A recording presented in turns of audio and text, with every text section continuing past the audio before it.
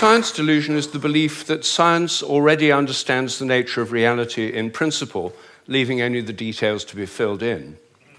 This is a very widespread belief in our society.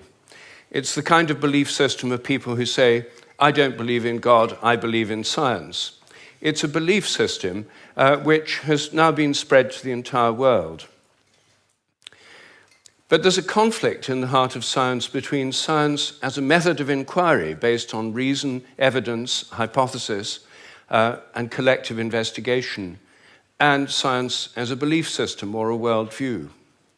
And unfortunately, the worldview aspect of science has come to inhibit and constrict the free inquiry, which is the very lifeblood of the scientific endeavor.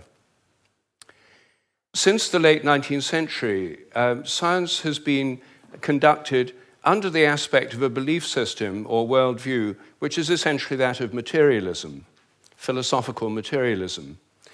And the sciences are now wholly owned subsidiaries of the materialist worldview. I think that as we break out of it, the sciences will be regenerated.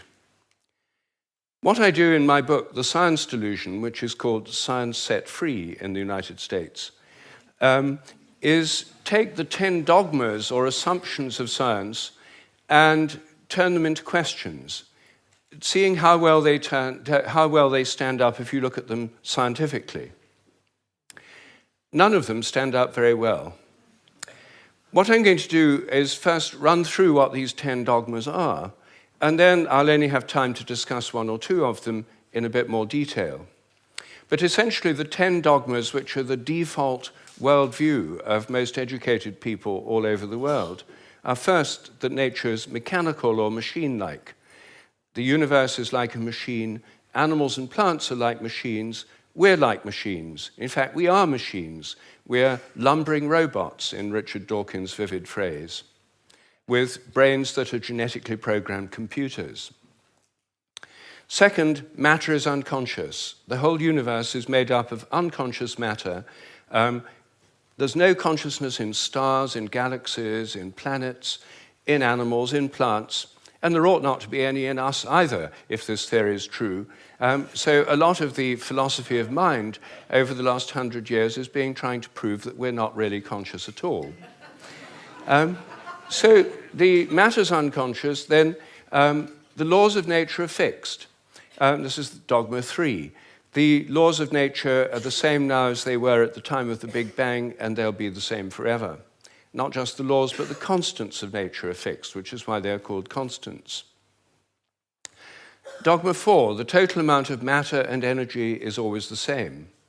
It never changes in total quantity, except at the moment of the Big Bang, when it all sprang into existence from nowhere in a single instant. The 5th dogma is that nature's purposeless. There are no purposes in all nature, and the evolutionary process has no purpose or direction. Dogma 6, biological heredity is material. Everything you inherit is in your genes, or in epigenetic modifications of the genes, or in cytoplasmic inheritance. It's material.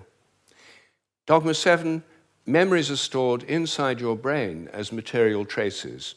Somehow everything you remember is in your brain in modified nerve endings, phosphorylated proteins. No one knows how it works, but nevertheless, almost everyone in the scientific world believes it must be in the brain.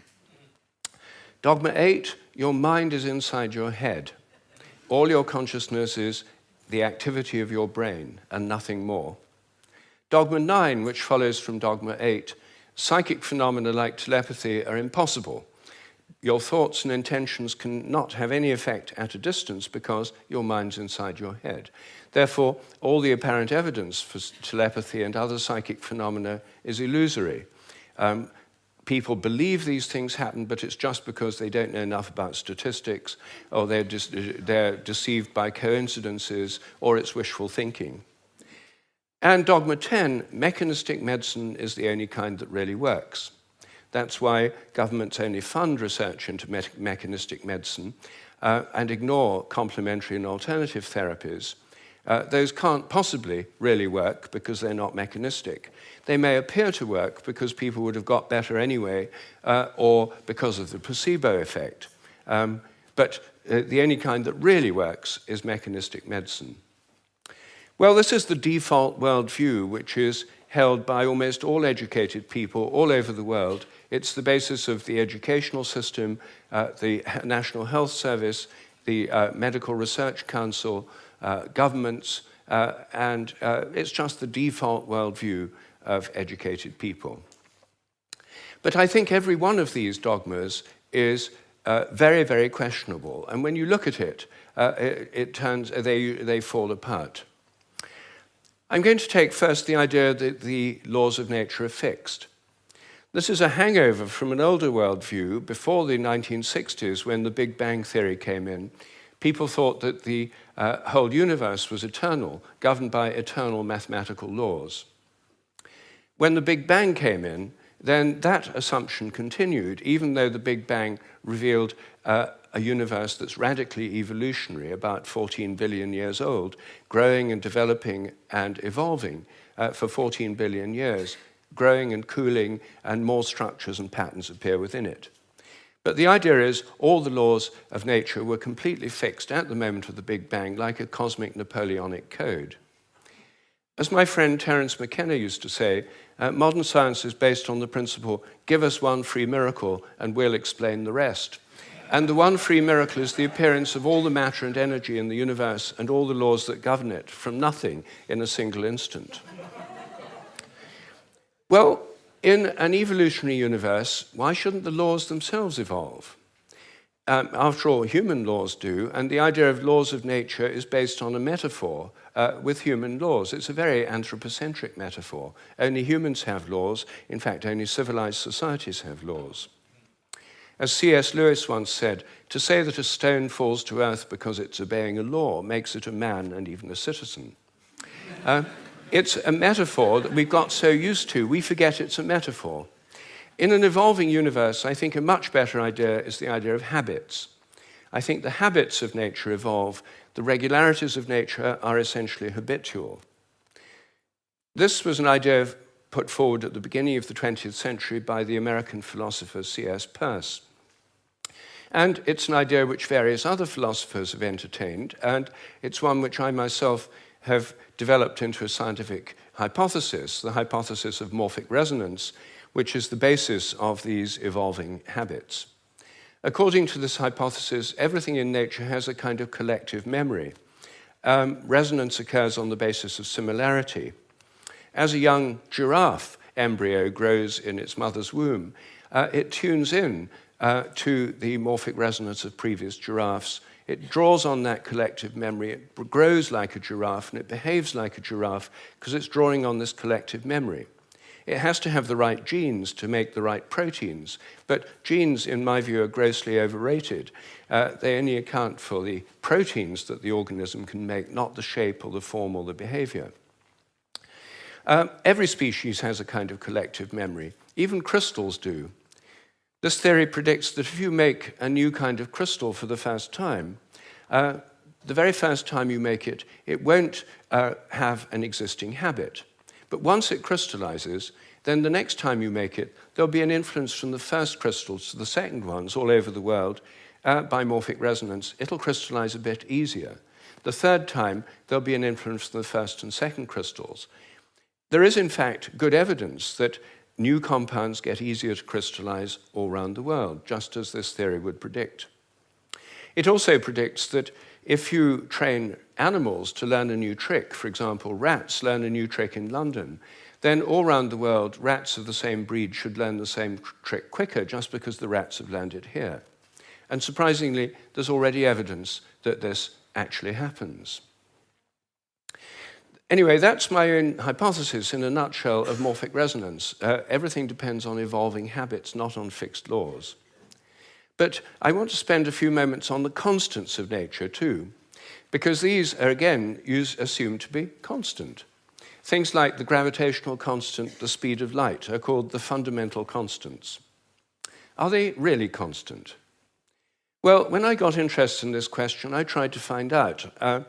they're given in physics handbooks. Handbooks of physics list the existing fundamental constants, tell you their value.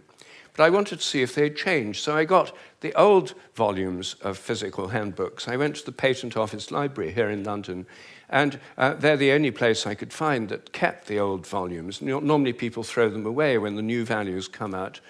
They throw away the old ones. When I did this, I found that the speed of light dropped between 1928 and 1945 by about 20 kilometers per second. It's a huge drop because they're given with errors of only fractions of decimal points of error.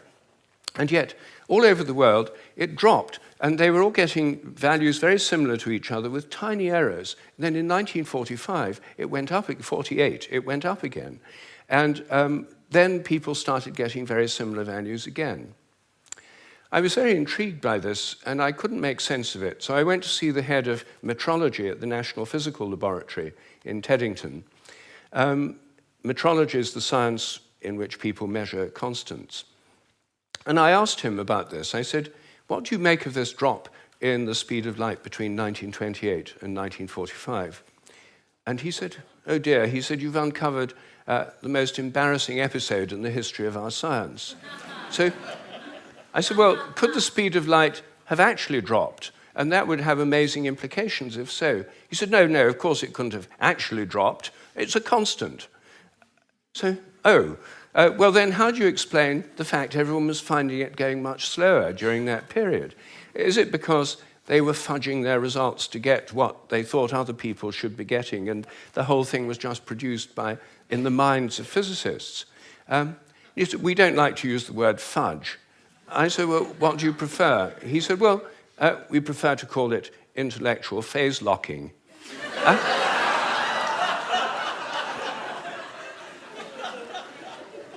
So I said, well, if it was going on then, how can we be so sure it's not going on today? And that the present values are produced by intellectual phase locking. And he said, oh, we know that's not the case. I said, how do we know? He said, we've solved the problem. And I said, well, how? He said, well, we fixed the speed of light by definition in 1972. So I said, but it might still change. He said, yes, but we'd never know it because we've defined the meter in terms of the speed of light. So the units had changed with it. So he looked very pleased about that. They'd fixed that problem.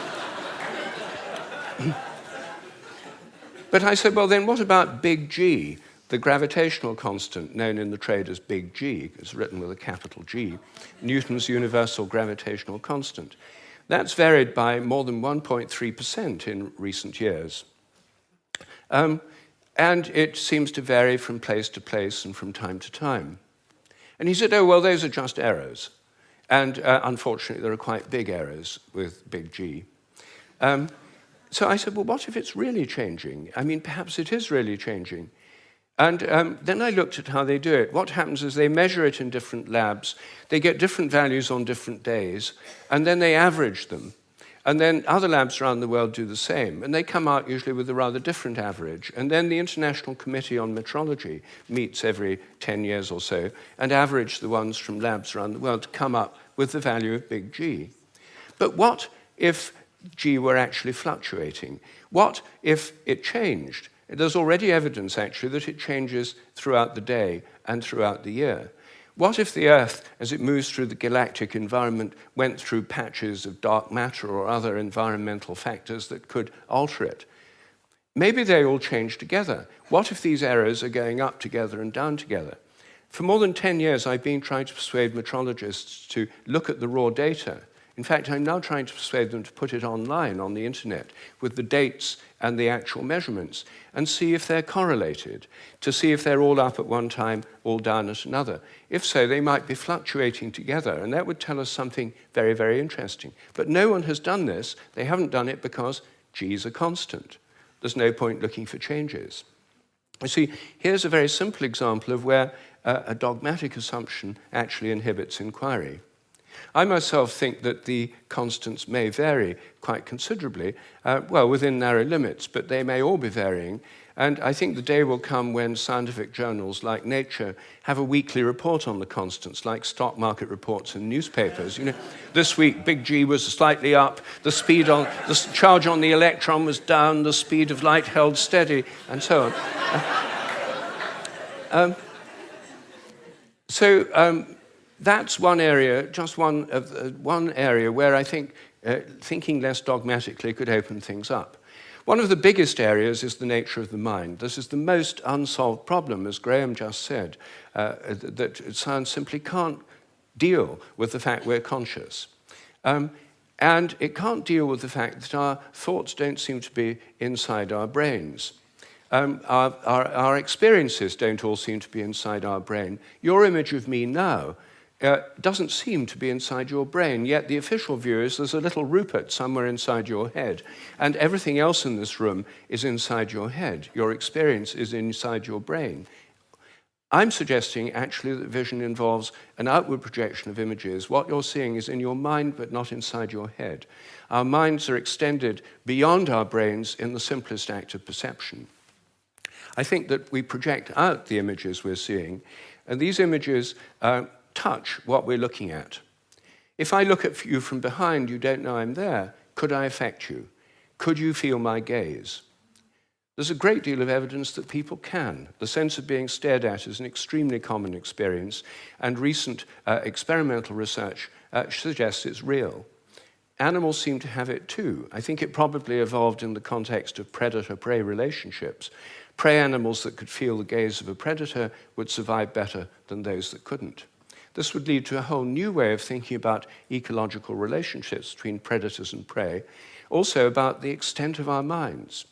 If we look at distant stars, I think our minds reach out in a sense to touch those stars and literally extend out over astronomical distances. They're not just inside our heads. Now, it may seem astonishing that this is a topic of debate in the 21st century. We know so little about our own minds that where our images are is a hot topic of debate within consciousness studies right now. I don't have time to deal with any more of these dogmas, but every single one of them is questionable. If one questions it, new forms of research, new possibilities open up.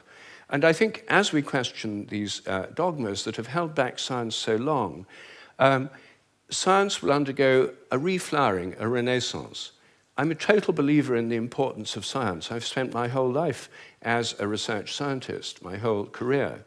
But I think by moving beyond these dogmas, it can be regenerated. Once again, it can become interesting and, I hope, life-affirming. Thank you.